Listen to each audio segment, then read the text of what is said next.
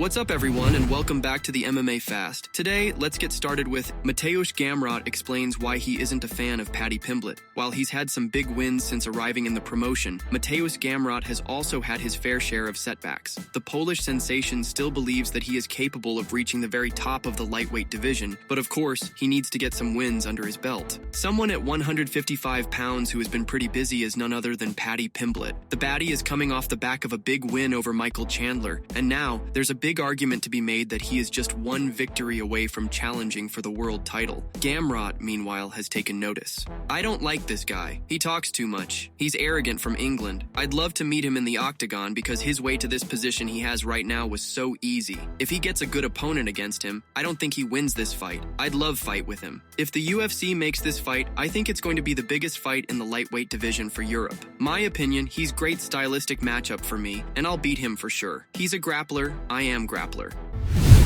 Magomed Ankalaev's manager makes big prediction for possible Alex Pereira rematch. As we know, Magomed Ankalaev is the current UFC light heavyweight champion. He earned that title by defeating and dethroning Alex Pereira, who is a two-weight world champion in his own right. It was a fairly comprehensive win from the new champ, but with that being said, a lot of fans and pundits are still interested in seeing them run it back. Of course, given how much Pereira has fought in the last few years, it makes sense for him to have a bit of a break. Ankalaev, though, will be eager to cement his position as one of the top guys in the UFC, and he'll want to build on the momentum he's created for himself courtesy of beating Poatan. In a recent interview, Ankalaev's manager Ali Abdelaziz gave his thoughts on a possible rematch with Pereira. Listen, I think Alex deserves a break. I think the guy, by fighting a lot, did a lot of things for the company, and if he can say no to a fight to get healthy and focused, if anyone deserves it, he deserves it. I respect this guy. Of course, every time he fights Ankalaev, I want Ankalaev to beat him. I think Ankalaev next time would beat him worse, because everybody fought Alex very scared. Ankalaev went in there toe-to-toe with him, and he hurt him. He didn't hurt Ankalaev. I think it's going to be a very interesting rematch. I just don't see this fight going more than 3 rounds with Ankalaev. It's a good rematch people are waiting for.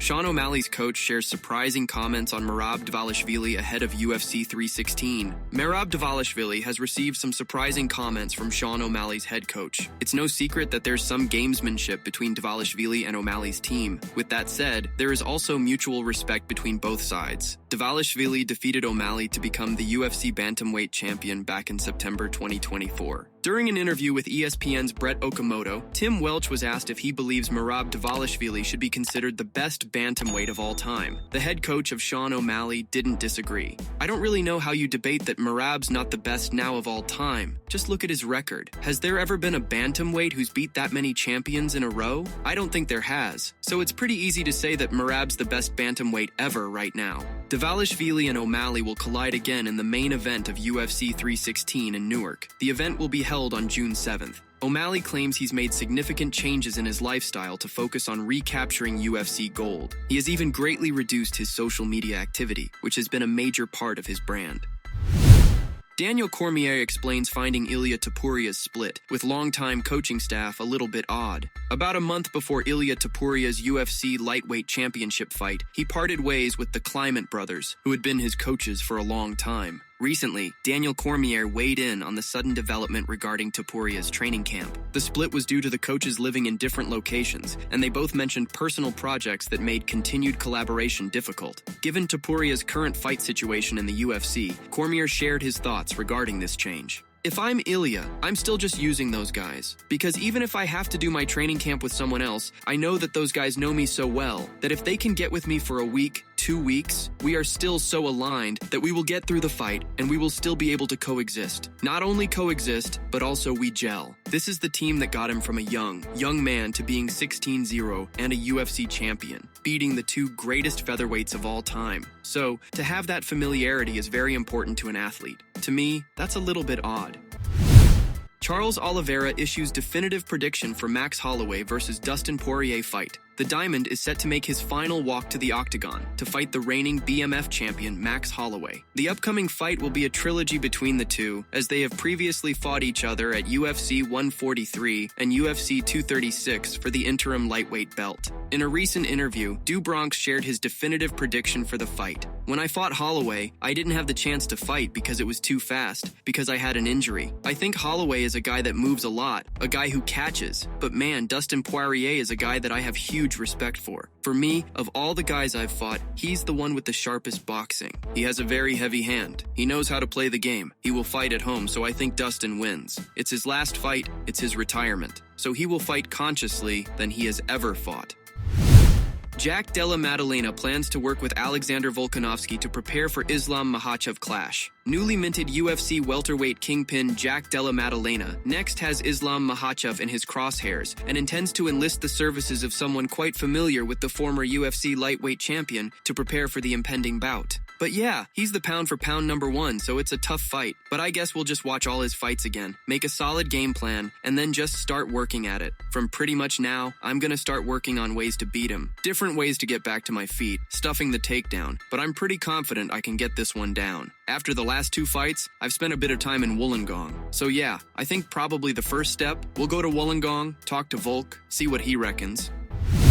Khabib Nurmagomedov reveals how he spent Conor McGregor winnings. Khabib met McGregor in the main event of UFC 228 in October of 2018. In the end, Khabib won their grudge match by submission after dropping McGregor earlier in the fight. The UFC 228 pay-per-view went down as the highest selling in UFC history, a record that still stands today. Some of the revenue for the card ended up in Khabib's pockets, and in a recent Instagram post, he revealed how he invested it. Khabib spent some of his McGregor fight purse on building a massive gym in his native Dagestan in Russia, flew to America, took part in the biggest confrontation in the history of martial arts, beat up someone who I didn't like, and they even paid me for it. Upon arrival home, I invested it in this beautiful corner of Dagestan. This training base has an interesting history. Khabib's new facility, which is located in the small town of Sildi, surely cost Khabib tens of millions. Even with the fees he collects from his students, he admits he will never make his investment back. However, that's not his objective. I would like to add one more thing. I will not recoup these investments in my life, and I do not have a goal to do so. My goal was different.